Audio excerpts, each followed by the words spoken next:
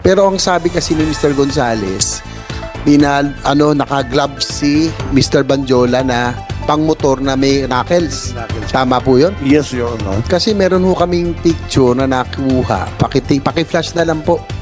Pwede paki-flash yung picture para lang yung image. Yan po, parang close-up image. Parang wala naman siya. May suot ba kayong guantes nun, Mr. Banjola? Naka-guantes ka nun? Naka-gloves ka? Wala pa akong gloves sa... Ayan, tama ba ito?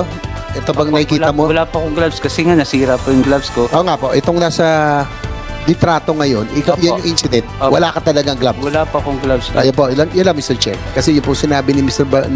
Gonzales, may glove siya na may knuckle. Nakakagigil ka. Baliw. Ano ka nasisira, ulo? Mr. Gonzales, Yes, Your Honor. this picture won't lie. Wala siyang suot na glove. Ngayon, ikaw pa gumagawa ng istorya,